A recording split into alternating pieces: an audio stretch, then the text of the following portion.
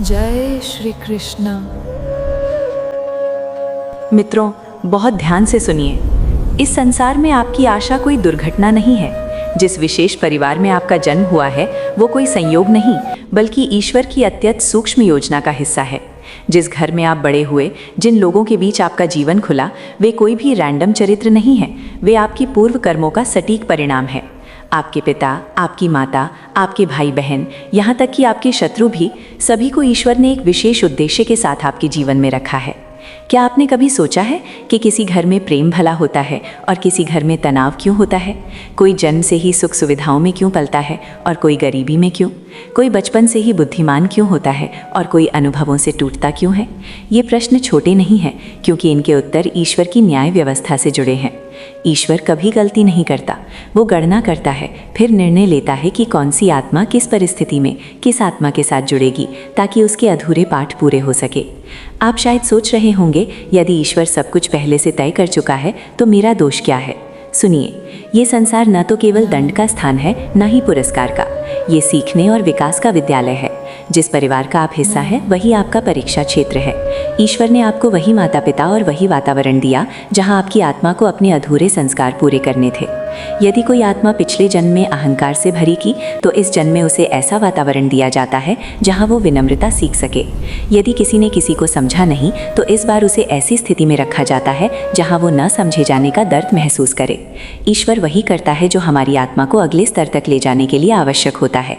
कभी कभी हम कहते हैं, काश मेरा जन्म किसी और घर में होता। लेकिन सोचिए कि आप किसी और घर में जाकर वही सीख पाते जो आज पा रहे हैं? नहीं, क्योंकि ये जीवन आपके कर्म फलों का परिणाम है। आपका जन्म स्थान, आपका परिवार, आपका समय, सब मिलकर आपके लिए एक दिव्य प्रयोगशाला बनाए गए हैं, जहां आप स्वयं को परखेंगे, गलतियां करेंगे और अंत में तपस्या के माध्यम से शुद्ध होंगे। ईश्वर ने किसी को ऊंचा या नीचा नहीं बनाया।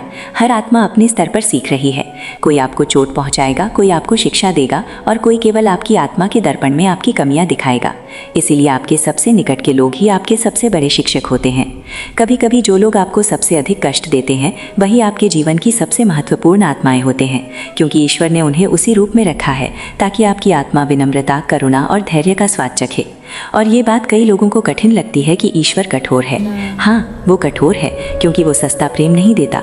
वो वही प्रेम देता है जो आत्मा को झकझोर देता है, उसकी नींद तोड़ देता है। वो हमें फूलों से नहीं, कांटों से सिखाता है, ताकि अगली बार जब हम किसी के जीवन में प्रवेश करें तो स्वयं किसी के लिए फूल बन सकें। ईश्वर भावनाओं में निर्णय नहीं लेता। वो पूर्ण संतुलन बनाए रखता है और हमें वही अनुभव देता है जो हमारे विकास के लिए आवश्यक होता है। इसी कारण कोई माँ के प्रेम में जन्म लेता है और कोई उसके अभाव में। कोई पिता के आशीर्वाद में बड़ा होता है और कोई उसकी छाया के बिना, क्योंकि हर आत्मा का पाठ अलग होता है और हर जन्म उसकी अगली कक्षा होता है। अब सोचिए, जब आप किसी से कहते हैं कि मेरे घर के लोग मुझे समझते नहीं, तो क्या आप ये मान लेते हैं कि ईश्वर ने कोई गलती की है? नहीं, ईश्वर ने आपको ठीक उसी वातावरण में रखा है जहां आपकी आत्मा को अपनी स्वीकृति की भूख को समझना था। आपको ये जानना था कि आपको स्वीकार कौन करेगा, कोई और नहीं, स्वयं ईश्वर। जब ये समझ आती है तब शिकायत समाप्त होती है और कृतज्ञता आरंभ होती है। आपको अपने परिवार से लड़ने नहीं भेजा गया है, बल्कि उनसे सीखने भेजा गया है। आप उन्हें बदलने नहीं आए हैं, आप अपने भीतर कुछ बदलने आए हैं। यही जन्म का कारण है। कभी ये मत सोचिए कि ईश्वर ने आपके साथ अन्याय किया है। वो केवल न्याय कर रहा है, पर इतनी सुंदरता से कि हमें लगता है क्यों मैं। लेकिन भीतर से एक आवाज़ आती है, क्योंकि तुम तैयार थे। यदि आप ये समझ लें कि आपका जन्म, आपके परिवार का चयन, आपके संबंध सब दिव्य रूप से सजे हुए हैं, तो आपकी आधी उलझनें आज ही समाप्त हो जाएंगी। आपकी आध्यात्मिक पीड़ा का कारण ये नहीं है कि ईश्वर दूर है, बल्कि ये है कि आप उसके खेल को अभी समझ नहीं पाए हैं। ईश्वर किसी को गलत स्थान पर नहीं भेजता। वो उसी स्थान पर भेजता है जहां आत्मा की सबसे बड़ी शिक्षा छिपी होती है, और वो स्थान अक्सर परिवार होता है। इसलिए अगली बार जब मन पूछे मैं इसी परिवार में क्यों जन्मा, तो मुस्कुराइए और कहिए, क्योंकि यही मेरी कक्षा है और यही ईश्वर का निर्णय है। यदि ये बात आपके हृदय को छू गई हो तो टिप्पणी में लिखिए, मैं ईश्वर के निर्णय में विश्वास रखता हूँ। आगे धीरे धीरे हम अगले भाग में और गहराई से जाएंगे, जहां हम समझेंगे कि ईश्वर ने हमारे परिवार के प्रत्येक सदस्य को किस भूमिका में रखा है और कैसे उनके व्यवहार हमारे ही कर्मों का प्रतिबिंब है। यही वो चरण है जहां आत्मा सच्ची समझ तक पहुंचती है। हर आत्मा अपने आसपास के लोगों से जुड़ी होती है, मानो एक अदृश्य धागा जो जन दर जन चलता रहता है। आपकी माँ, पिता, भाई बहन, आपके बच्चे सभी किसी न किसी रूप में पहले से आपके साथ जुड़े हुए थे। यदि कभी आपने किसी को कष्ट पहुंचाया था तो इस जन्म में वही आत्मा आपके जीवन में आई है ताकि आप उस पीड़ा को अनुभव कर सकें। और यदि आपने किसी की सहायता की थी तो वही आत्मा इस बार आपके परिवार का हिस्सा बनकर आई है ताकि वो प्रेम लौट सके। हर संबंध केवल वर्तमान का नहीं होता, वो पुराने कर्मों की एक लता है जिसे ईश्वर ने अत्यंत सटीकता से फिर से बुना है।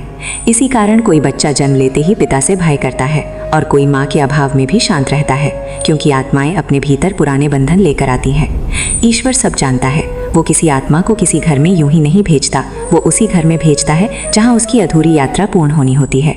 कभी आप किसी से बहुत प्रेम करते हैं और वो आपको समझ नहीं पाता, तो जान लीजिए उस आत्मा के साथ आपका कोई पुराना अधूरा अध्याय था।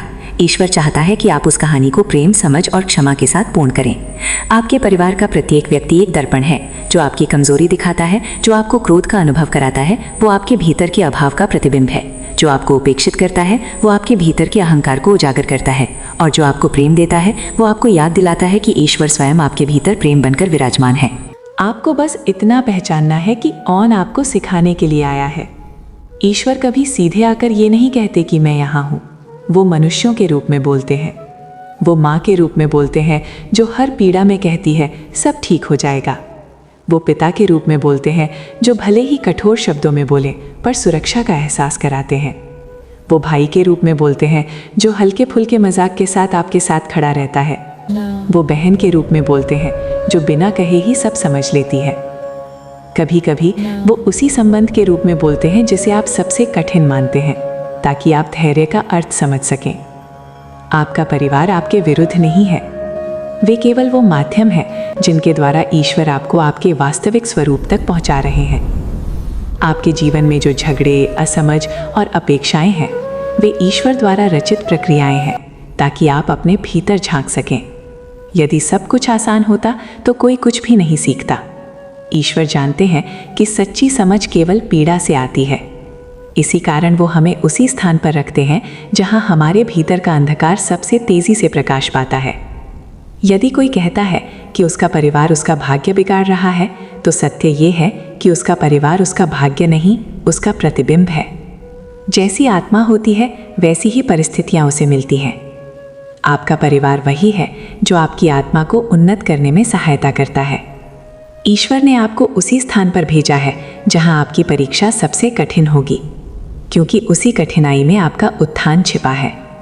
जो अपनी आत्मा को जीतना चाहता है, ईश्वर उसे सबसे कठिन परिस्थितियों में रखते हैं, क्योंकि ईश्वर जानते हैं आराम आत्मा को सुला देता है पर संघर्ष उसे जगा देता है। आपके घर का वातावरण, आपके परिवार का स्वभाव सब आपके पुराने कर्मों की प्रतिध्वनि है। ईश्वर वही कर रहे हैं जो आपने कभी दूसरों के साथ किया था। जो आज आपको नहीं समझ रहा, संभव है कि किसी पिछले जन्म में आप भी किसी की भावनाएं नहीं समझ पाए हों। जो आज आपको अपमानित कर रहा है, संभव है कि कभी आपने भी किसी की भावनाओं का मूल्य नहीं दिया हो। ईश्वर न्याय नहीं करते, वो संतुलन बनाए रखते हैं। वो सुनिश्चित करते हैं कि प्रत्येक आत्मा वही अनुभव करे जो उसने कभी दूसरों को दिया था, क्योंकि तभी शिक्षा पूर्ण होती है, चक्र बंद होता है और आत्मा मुक्त होती है। लेकिन ये बात तभी समझ में आती है जब मन शांत होता है। जब हम दुख में डूबे रहते हैं तब ये बातें केवल सिद्धांत लगती हैं, पर ईश्वर का खेल सिद्धांत का नहीं, अनुभव का है। वो आपको उस आग में झोंक देते हैं जहां अहंकार पिघल जाता है। वो आपको उस घर में रखते हैं जहां मैं सही हूं का भ्रम टूट जाता है, और जब वो टूटता है तभी ईश्वर का प्रकाश भीतर प्रवेश करता है। याद रखिए, परिवार केवल रक्त का संबंध नहीं है, ये आत्माओं का बंधन है। ईश्वर ने इन आत्माओं को एक साथ रखा है ताकि आप करुणा की शिक्षा पाएं, समझ की शिक्षा पाएं और सबसे बड़ी विनम्रता की शिक्षा पाएं, जो केवल जानने से नहीं, जीने से आती है। ईश्वर की दृष्टि में परिवार न तो पुरस्कार है, न ही दंड का स्थान। ये एक प्रयोगशाला है जहां आत्मा का विकास होता है। इसलिए जब कभी मन कहे कि मेरे घर के लोग मुझे नहीं समझते, तो अपने भीतर कहिए, धन्यवाद ईश्वर, आपने मुझे ये सीखने का अवसर दिया, क्योंकि वही क्षण आपकी आत्मा के सबसे बड़े विस्तार का होता है। हर रात जब आप थके हुए सोने जाएं, तो मन से कहिए, हे प्रभु, धन्यवाद कि आपने मुझे इन आत्माओं के बीच रखा जिन्होंने मुझे प्रेम, धैर्य और क्षमा सिखाई। और आप देखेंगे धीरे धीरे जीवन कितना शांत हो जाएगा। जो संबंध पहले बोझ लगते थे वे साधना बन जाएंगे, और जो परिवार पहले आपको सीमित करता हुआ लगता था वही अब आपकी मुक्ति का द्वार बन जाएगा। अब इसी क्षण ठहरिए, एक पल अपने भीतर देखिए। क्या आपने कभी सोचा था कि आपका जन्म इतना अर्थपूर्ण है?